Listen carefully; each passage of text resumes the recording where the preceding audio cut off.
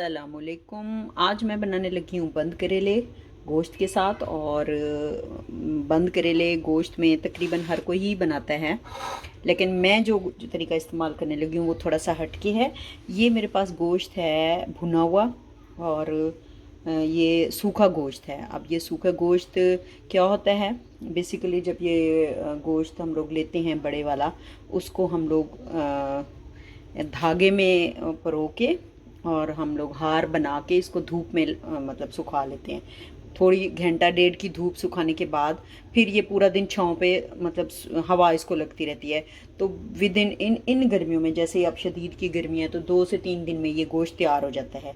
फिर सूखा गोश्त चूँकि थोड़ा सा सख्त था, मैंने इसको फिर बॉयल किया है। बॉयल करने के बाद अब मैं इस सूखे गोश्त को कीमा बनाऊंगी।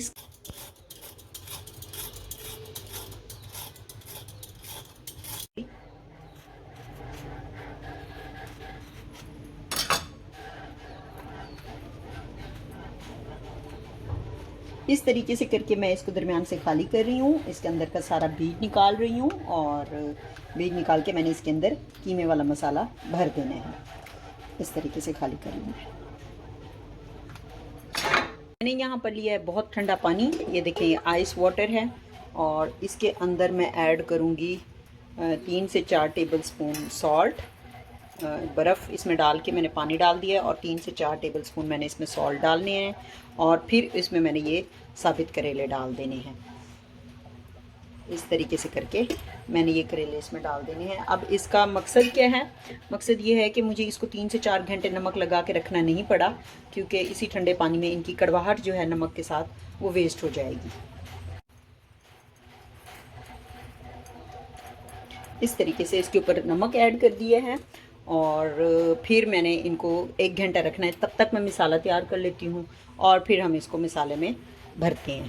गोश्त को बॉयल करके मैंने इसका कीमा बना लिया है, और इसमें मैंने प्याज, हरी मिर्च और खुश्क धनिया ये मैंने ऐड कर दिए हैं। अब या करेले तैयार हैं, करेलों का मिसाला तैयार है। इसमें सूखा गोश्त का कीमा, मैंने गोश्त का ही कीमा बनाया। पहले उसको सुखाया, फिर उसको बॉयल किया, बॉयल करने के बाद अब उसका कीमा बना रही हूँ, सूखे गोश्त का कीमा। इसमें प्याज, हरी मिर्चें और खुश्क धनिया, तो बाकी सॉल्ट वगैरह और बाकी चीज़ें हम इसमें बाद में ऐड करते हैं। तो चले आए इसका प्रोसीजर कंप्लीट करते हैं, और मैं इसको फिर कुक करती हूँ। इसमें मैं शामिल करने लगी हूँ हमारा कीमा।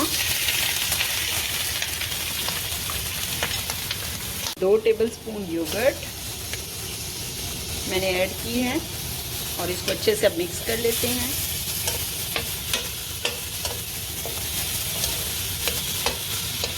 अब मैं इसमें फिलिंग करने लगी हूँ। करेलों को पानी से मैंने निकाल लिया था, और ये वाला मसाला जो है इसमें भर लेते हैं। और इसको भर के, चूँकि मैंने ये अभी फ्रेश फ्राई नहीं करने, मैंने इनको कल फ्राई करना है, तो एक दिन पहले मैंने प्रिपरेशन की है, और नेक्स्ट डे जाके मैं इनको फ्राई करूँगी। इस तरीके से करके इसके अंदर मसाला फिल करते हैं। ये देखें, पहले मैंने इसको पानी से निकाल के, ठंडे पानी से, तो इसको अच्छे से निचोड़ लिया था, और निचोड़ने के बाद जो है अब इनकी फिलिंग हो रही है। और इसके बाद मैंने इनको लगाना है धागा। अब मैं इस पर धागा चलाना शुरू करती हूँ। धागे से जो इसको हम बंद कर सकते हैं, वो फ्राई होते वक्त फिर खुलेंगे भी नहीं। और धागा लगाने का यही एक तरीका है कि इसके कोने से स्टार्ट लें,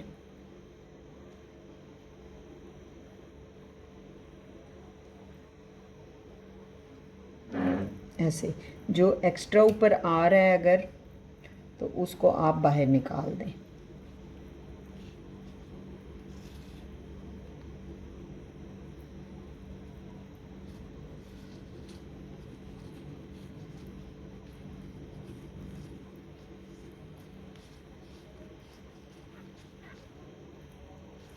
जब हम इसको ऑयल में फ्राई करेंगे, तो उसके बाद सीज़र की मदद से, कैंची की मदद से हम धागा निकाल देंगे, और ये बहुत अच्छे करेले जो हैं हमारे